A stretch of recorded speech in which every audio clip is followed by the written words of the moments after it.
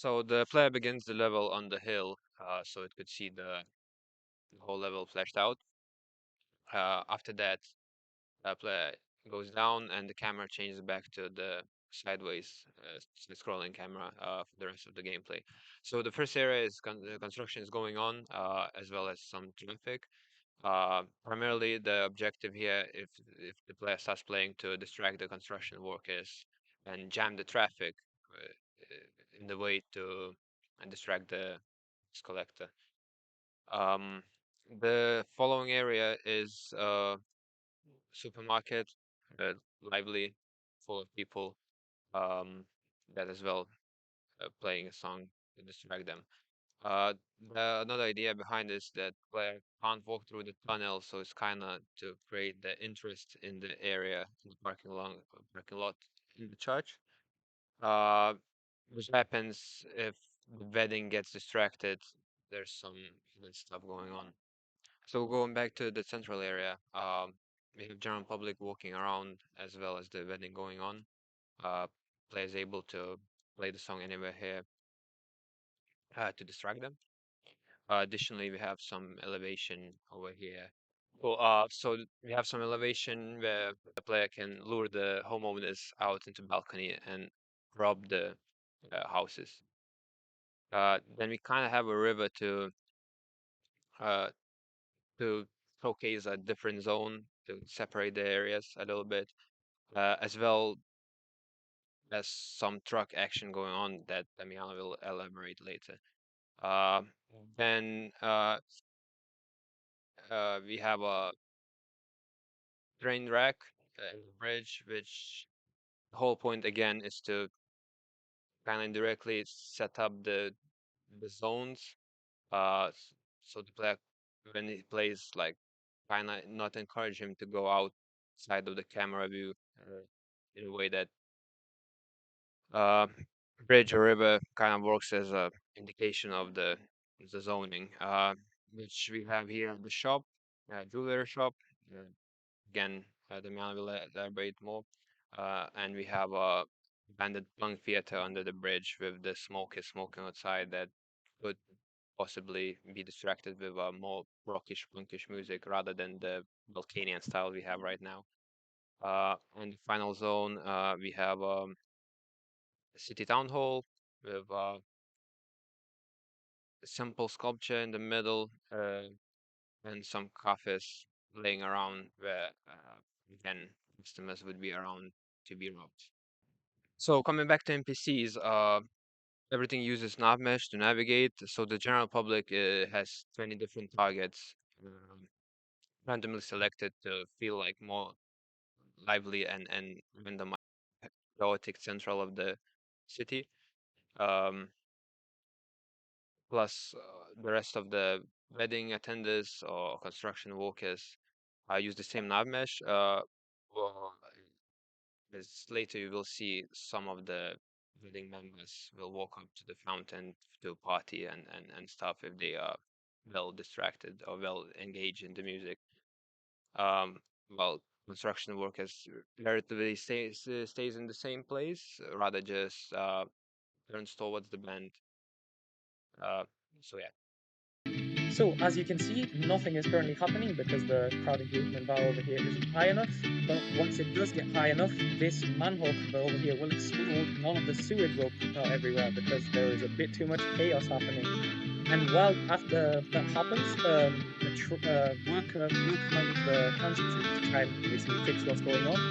And while that person is distracted, we can take the player, move them behind the truck, and we can press the button to steal from them. The money would appear in the money tab over here. In this other interaction, there is also nothing happening yet, but with a bit less crowd engagement, you can get one of the shop workers actually come out and start dancing with all of the group members because obviously they can't resist the music. And while they are distracted again, we can move the player one more time into the collision box of where the shop is. And we can press the button one more time to steal, and basically both of these things, sort of interaction with the truck and the shop, they're both kind of little situations that the player could get into by which is a reward for them playing really well. So that also not only gives them extra money, but it also allows them to have a bit more fun without just having just a crowd moving randomly. So within the game manager, there are the truck and the shop connections, which all relate back to the main game object itself. And what happens is that within the trip console and both the jewelry script, it checks for the whether the player is inside while also having the crowd engagement, and then gives an amount of money that is dependent on the type of task that the player completed. So robbing like a council truck would be quite expensive, and robbing a jewelry shop specifically would be even more expensive. But obviously, there will be different types of shops which would give a proportionally, well, probably a lower amount, right? Because things like a supermarket obviously wouldn't have as many valuable things as something like a jewelry shop. They all refer back to the game manager, and basically, this economy system is kind of complex and has been balanced appropriately to the different situations that can occur. So, for example, for the pickpocketing, the crowd members can receive between 5 and 25 of the in-game currency, and that again is very much related to the different activities. All right, so this is the gameplay showcase for the Strings of Mischief, specifically what the player will be doing in the scene. I will mostly showcase the core gameplay loop. Let me show you how the player moves around using the stick from the controller here. The first thing the player does, obviously, is to scout around the area to see what's the best location to drop the band and stop playing. So the way that after the player has chosen a location, they press all these four buttons and the strum, band spawns, and the song starts. So the way that I've been spawning the notes is I've been using a different list, a whole different data, while having a list of scriptable objects that the chart system goes through to check each node. So each node is its own scriptable object with its own data on it. At the bottom left, when you hit a node, the crowd bar goes up, but the crowd engagement will go down if you miss. There's three different type of notes. There's spheres, tapped with strum. The squares are tapped with no strum, so just simply tapping this one. And then you have spheres with squares coming from behind them, which are tapped with strum, then holding in the fret, which will be coming up now.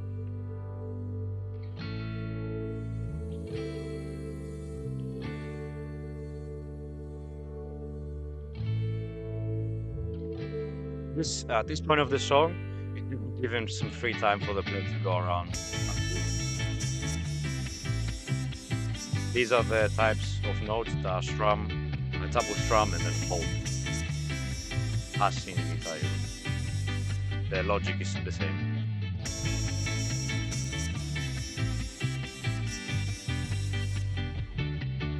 Getting close to the song now. The end of the song.